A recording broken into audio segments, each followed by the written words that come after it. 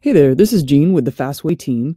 For this software update, I wanted to do a quick video just taking a look at a few of our newest features and how these work together to create a more flexible workflow.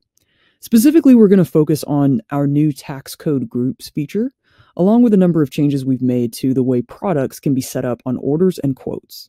To start off, you'll notice that my Fastway web portal has this bright yellow stripe up here at the top. This is actually our development portal where we get to preview all of the newest features and test those out. So that yellow stripe is not going to appear on your screen. So let's begin by looking at these tax code groups. You'll find these by going to the resources menu. Now, the first thing you'll notice is that we've actually retooled this menu a little bit and kind of reorganized things. You're now going to see this new little billing submenu, and you'll find your tax codes under that. So here you can see all of the tax codes we've set up for our company. For example, we've got some state taxes, some county taxes, exempt, etc. You're going to see this new tab up top here called tax code groups. Just click on that. And I've actually already set up a couple of these. I'm going to delete one of them so we can just set it up again so I can kind of show you how this works. So you're going to start just by clicking new group. And for us, we're going to make a group out of all of our Tennessee taxes. So we'll just call this Tennessee taxes. And then you'll see here when we have that selected, we can check off any of the tax codes that we want to include in that tax group. So I'm going to check off Tennessee, which is the state tax. And then I'm going to check off Knox, Tennessee, which is our county tax. And we can see here when we switch to a different group, we have different taxes checked off. So here we've got a county tax for Kentucky, and we have a state tax for Kentucky. And you can see how those change when we switch between them. So your little check boxes there, they save automatically. So all you'll have to do is check or uncheck those with the tax group selected, and that's going to update the taxes in that group. Now, one of the major benefits of these tax groups, aside from just organizing your web portal a little more, is that they're going to allow your ticketing operator at the scale to actually choose different taxes at the ticketing level based on the group that you assign to certain order products. So we're going to go over that later on in this video, so just stay tuned for that. In the meantime, let's go over a couple of these new product features where you can add products to both quotes and orders. So I'm going to take us to the quote screen first. Now, Fastway is going to allow you to add two versions of the same product, even on the same location, from the same yard, etc., with different variations on pricing depending on what you need. So to show you this in action, I'm just going to edit one of these quotes that I've already made.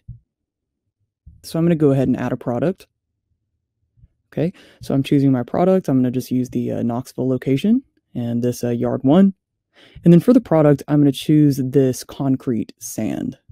Now, before I go into some of these new fields we've added, let me just update the product. So now it's in there, and I'll show you that you can actually add a different version of this product from exactly the same location. So same thing, we'll go to Knoxville, we'll choose yard 1, and we're going to choose concrete sand again.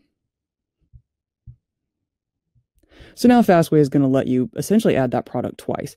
Now, there's no reason to do this unless you're going to have some kind of pricing variation on it of some kind. You can have a material price that's different. You can have different tax code variations. You can now have different hauler rates, freight rates, etc. For this demonstration, I'm going to use the freight rate example. So I'm going to edit one of these products, and we'll just go through all of these new fields kind of one by one. So the first new field you're going to see here is this hauler field. Now, this field is totally optional, but if you choose a specific hauler, all that does is when the scale operator is choosing a truck, if they happen to choose a truck under that hauler, then this version of the product will display. If they choose a truck other than trucks within this AFA trucking hauler, this particular order product is not going to display at all. For our purposes, I'm going to choose an internal truck, so we'll use our internal truck fleet hauler. And because we're using an internal truck, we're going to charge freight on this particular version of the product.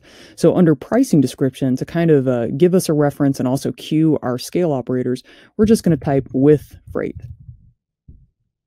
So let's go ahead and put our freight rate in there. I'm going to choose $10, and just for this demonstration, we'll just say per load. Now here's where our tax groups come into play. Our default tax that loaded in here was exempt, but we're going to choose from a tax group, and we'll say we just want to see Tennessee taxes. So let's go ahead and click on that group. Now you'll see the tax code go blank here.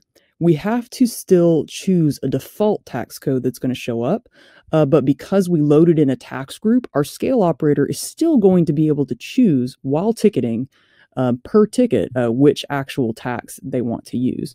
So let's just choose a default for now. We'll choose the Tennessee state tax as our default tax. So if the scale operator doesn't choose anything or doesn't change what's in their menu, it'll end up being this Tennessee state tax. So let's go ahead and save this product, and we're going to edit our other product and make a different version of this same product. Now for this one, we're going to use an independent hauler. And for the pricing description, we're going to use without freight. Same thing, I'm going to use a Tennessee tax group.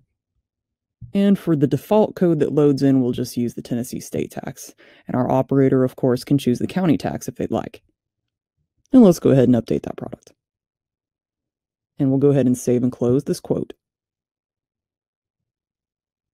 So if I move to the orders screen here, we'll see that this actually works on orders exactly the same way. So let's say I just awarded that quote and turned it into an order. So let's go edit the order. And we'll see here, looking at the products, that this same information that we just established on the quote products has carried over to the order as well. So we'll edit one of these, and we'll see that this is our without freight version of the product. The freight rate is 0 here, and it's assigned to an independent hauler. And our with freight version of the product will have the freight rate of 10 per load, which is only available to that internal truck fleet. So let's see how all this works on the Scale app. So jumping over to the Fastway desktop ticketing application, we're going to start, as always, by syncing the app. So let's start by just entering a truck. I'm going to do truck number 1355. And let's go in and put our order number in, order number 30. This is that order that we were editing before. And we'll see that when we go to choose the product, we're only going to see one product here. Now, it's true that we had 2 products assigned to that order. In fact, we had 2 versions of the same product. But for one of those, particularly the one that we don't want to have a freight rate on, we specifically put this hauler on that product. So that's why when the scale operator chooses a truck on this hauler, they're only going to see that product. And since we also specified a tax group for Tennessee, we'll see this tax code field here. Now, Tennessee state tax is the default tax code that we loaded in when we edited the order product, but we can also search. So our operator can choose the county tax. And that's just going to be on this particular ticket. So let's go ahead and run our ticket for 65,000 pounds. And I don't actually have a printer set up here, so I'm not going to print the ticket. And let's go back right quick and check out what happens when we use an internal truck. So we'll use this internal truck number 1, and that's on our internal truck fleet hauler. And we'll put in that same order. And you'll see when we go to choose the product, now we're only seeing the product with freight. So what if we want our scale operator to be able to see both products regardless of the truck? For that, we're going to jump back to our web portal here, and we're going to edit that same order. Let's go edit those products. And this time, instead of choosing a hauler, we're just going to choose all. And we'll do that for both products here.